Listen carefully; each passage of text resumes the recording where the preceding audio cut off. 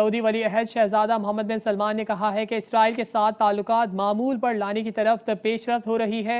अमरीकी टीवी को इंटरव्यू देते हुए उन्होंने कहा कि हर गुजरते दिन के साथ सऊदी अरब और इसराइल करीब तर होते जा रहे हैं। मोहम्मद बिन सलमान का मजीद कहना था कि अगर ईरान ने एटमी हथियारों के हुसूल में पहल की तो सऊदी अरब भी एटमी हथियार हासिल करेगा। दूसरी जानिब न्यूयॉर्क में इसराइली वजीर आजम नेतन्याहू और अमरीकी सदर जो बाइडन के दरमियान मुलाकात हुई। मुलाकात के बाद नेतन्याहू ने कहा कि बाइडन की क़यादत में हम इसराइल और सऊदी अरब के दरमियान अमन कायम कर सकते हैं।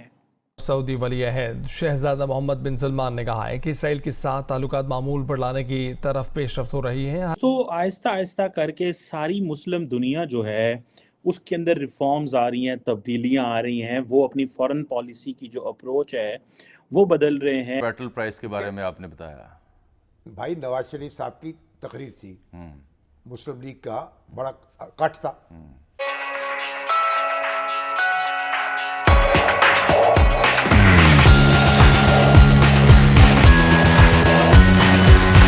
वो जो एक ऑर्गेनाइजेशन ऑफ इस्लामिक कोऑपरेशन का जो एक अलायंस था उसको आहिस्ता आहिस्ता वो कमज़ोर करते हुए अपने बायलैटरल ताल्लुकात, मल्टीलैटरल एंगेजमेंट्स कंप्लीटली चेंज कर रही हैं। मिसाल के तौर पे आपको याद होगा कि एक इब्राहिम अकॉर्ड आया था, और इब्राहिम अकॉर्ड जो था वो एक बड़ा इम्पॉर्टेंट अकॉर्ड था जो उस वक़्त के प्रेसिडेंट डोनाल्ड ट्रंप ने हेल्प की। एंड इज़राइल और बाकी अरब ममालिक में पर्टिकुलरली यूएई और बहरीन को वो जो है वो करीब लेके आए। अच्छा, मज़े की बात यह है कि पाकिस्तान इन सारी चीज़ों से इम्यून है, पाकिस्तान नहीं समझता क्या हो रहा है। अभी लेटेस्ट डेवलपमेंट तो ये है कि तैयब उर्दगान जो हैं उनकी मुलाकात होती है बीबी नेतन्याहू से, इज़राइल के प्राइम मिनिस्टर से, और दोनों ममालिक जो हैं वो जिसे वो कहते हैं ना कि अपने सारे मसलों को साइड पे करके बैठ जाते हैं। ठीक है जी। और जिसे आप कह लें कि उनको इस चीज़ की समझ है कि हमने कारोबार करना है, हमने बात भी करनी है, हमने इंगेज करना है, हमने लड़ना है, हमने अपने डिफरेंसेस साइड रखनी है, लेकिन हमने इंगेज करना है। पाकिस्तान की बड़ी बदकिस्मती है कि सऊदी अरब पाकिस्तान का बड़ा करीबी अलायंस था, लेकिन आज सऊदी अरब भी है जो है वो अमेरिका के पास चला गया है और इज़राइल के करीब जा रहा है, और पाकिस्तान जो है वहीं का वहीं खड़ा हुआ है, पैसे मांगने चला जाता है, हज करने चले जाते हैं हम, खैरात, गरीब, मस्कीन, रफ़ीक, इस जैसे अल्फाज हमारे लिए इस्तेमाल होते हैं। अब देखें ना, जो जिस चीज़ ने मुझे परेशान किया, और मैं समझता हूँ कि पाकिस्तान का जो नेशनल इंटरेस्ट है और जो उसको कैसे रीडिफ़ाइन करने की ज़रूरत है। मैं हरगज़ नहीं कह रहा कि पाकिस्तान इमीडिएटली सऊदी अरब इज़राइल को रिकग्नाइज़ करे या उनको रिकग्निशन की काम करे। It's a process which the nation and the society and the parliament and the entire country has to decide. Not मैं ऐसा कुछ नहीं, लेकिन मैं ये ज़रूर समझता हूँ कि पाकिस्तान को अपने जो ताल्लुकात हैं दुनिया के साथ उनको रीडिफाइन करने की ज़रूरत है। मिसाल के तौर पे इज़राइल जो अमेरिकन हैं वो सऊदी अरब को ऑफ़र कर रहे हैं कि भाई आप भी नॉर्मलाइजेशन करें इज़राइल के साथ। इब्राहिम अकॉर्ड में ऑलरेडी नॉर्मलाइजेशन हो चुकी हुई है कुछ अरब ममालिक के साथ। मोहम्मद बिन सलमान ने कहा कि मेरे जो भाई हैं Mohammad bin Zaid, he basically they have he stabbed us in the back. ठीक है जी। और वो उनकी जो दुश्मनी है अब वो किसी सामने सामने है। रिसेंटली उन्होंने कुछ सहाफ़ियों को बुलाया हुआ था और वहाँ पे बड़ी उन्हें खुल के बातें की और कहा कि भाई ये क्या हो रहा है, और ये मोहम्मद बिन ज़ैद जो हैं इन्होंने एक बेसिकली हमारे लिए अच्छा काम नहीं किया। एक वक्त था कि मोहम्मद बिन ज़ैद मोहम्मद बिन सलमान के लिए वाशिंगटन में लॉबिंग करते थे। मोहम्मद बिन सलमान की 37 साल उम्र है, मोहम्मद बिन ज़ैद आई थिंक 60 के करीब हैं। लेकिन जो इम्पोर्टेंट चीज़ है कि पाकिस्तान हमेशा ये कहता रहा जी हम अपनी सिक्योरिटी और डिफेंस और अपनी फ़ौज का बहुत हिस्सा जो है, हम पैसा जो कमाते हैं वो बेसिकली आउटसोर्स करते हैं। क्या आउटसोर्स करते हैं कि कभी फ़ौज सऊदी अरब भेज दी, कभी बहरीन भेज दी, कभी इधर भेज दी। अब वो चीज़ें जो हैं वो अमेरिका सऊदी अरब में वो काफ़ी हद तक अपनी फ़ौजें भेज के उनको ट्रेन करता रहा, बहुत कुछ करता रहा। अब पोजीशन ये है कि अब इंडिया भी वहाँ पे एंटर हो चुका है।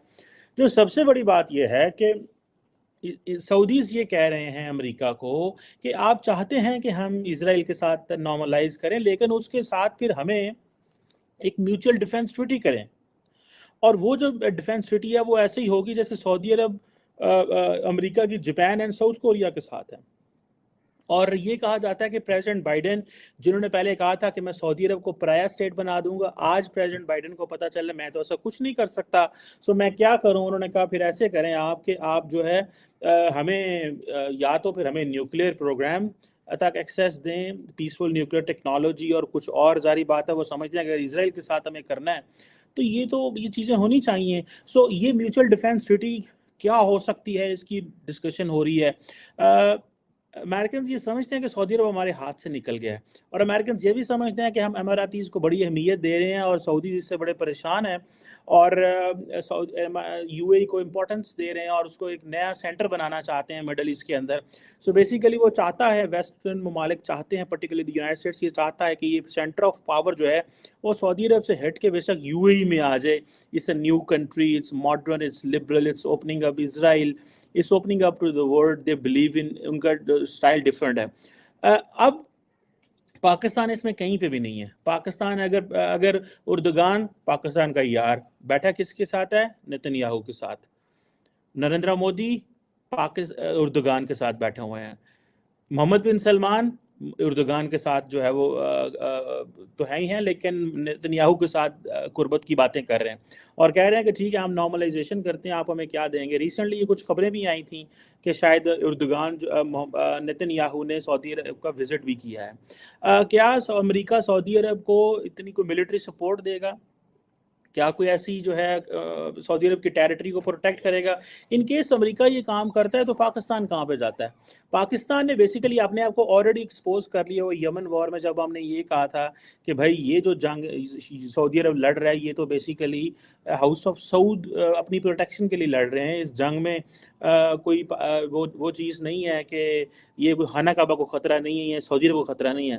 तो सऊदीज डिडंट लाइक इट, लेकिन सऊदी स्टिल बिलीव के वो इतने वल्नरेबल है बिकॉज उनको पाकिस्तान की फ़ौज की ज़रूरत कहीं ना कहीं पड़ सकती है। सो सऊदी अरब जो है वो समझता है कि अगर एक डिफेंस एग्रीमेंट अमेरिका के साथ हो जाए, बाइडेन एडमिनिस्ट्रेशन के साथ और इसराइल के हवाले से भी हो जाए, तो ये एक बड़ी इंपॉर्टेंट चीज़ होगी। मैं भी हाजिर हो गया वहाँ, मुझे मरियम बीबी ने कहा कि आवाज़ आइए ज़रा ऑब्जर्वर के तौर पे। अब नवाज शरीफ साहब ने ये तकरीर करते हुए कहा कि अगर हम इख्तदार ना संभालते तो और पाकिस्तान डिफॉल्ट के किनारे पहुंच जाता तो 1000 रुपए लीटर का पेट्रोल होता। ठीक है ना, जो अब 300, 350, 350 का है। अच्छा, मैंने आपसे आके बयान कर दिया उनका ये बयानिया है। अब उन्होंने वो बयान भी ढूंढता हूं वो फिक्रा जो ये हज़फ कर दिया कि ये नवाज शरीफ साहब ने कहा है, और मेरी अकल पर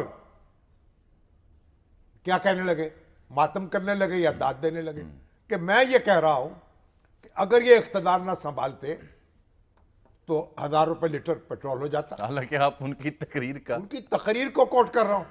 तो अब यही तो मैं इससे पहले आप देखें हमारे ये जो ऐसे नाहंजार, बदकिरदार और झूठ के पैगंबर, मुझसे ये मंसूब कर दिया एक के नवाज शरीफ साहब के बेटे जो हुसैन है उनके बारे में कि उनके तो यहूदियों से बड़ा मरासिम है। मैं तरदीद कर करके तंग आ गया।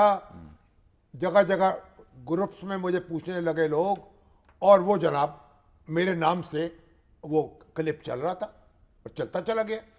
तो अल्लाह ताला की लानत है इन लोगों पे जो झूठ बोलते हैं और लोगों से झूठ मंसूब करते हैं। ऐसा ही है, यही अलमिया है कि ये 3 वजाहतें हमें प्रोग्राम के आगाज़ में इसलिए करनी पड़ी कि ये सोशल मीडिया का जो यूजेज है बिल्कुल इससे किनारा कशी मुमकिन नहीं। यही आगे एज है। बात इसमें ये एहतियात ज़रूर रहे कि आप कहीं ऐसी किसी कैंपेन या साजिश का हिस्सा तो नहीं बन रहे जो एजेंडा सेटिंग के तहत है, जिसमें प्रोपेगेंडा करना मकसूद है। जैसे कि 3 मुख्तलिफ स्टेटमेंट्स हैं 3 मुख्तलिफ रहनुमाओं मुद्दों के बारे में, और वहाँ पे एक ख़ास सियासी जमात ने या दूसरी ख़ास सियासी जमात ने उसको अपने मकासद के लिए सोशल मीडिया पे यूज़ किया और निशाना बने। शामी साहब, कुरान में है ना जी कि मत जाओ करीब नमाज के जब तुम नशे की हालत में हो, उसे अदा कर लें। मत जाओ करीब नमाज के, तो कुरान ने कहा है। तो भाई अल्लाह ताला इन लोगों को अकल दे। बहरहाल ये बातें क्योंकि एक ही हफ्ते में ये 3 वारदातें हो गई। शामी साहब सोशल मीडिया में मशहूर हो गए, इसलिए उनका जिक्र सोशल मीडिया में जरूरी था। मशहूर हो गए सर, आप भी टिकटॉकर यूट्यूबर की तरह। नहीं, वो तो वो लोग बातें जो फैल जाती हैं। और दूसरी मशहूरी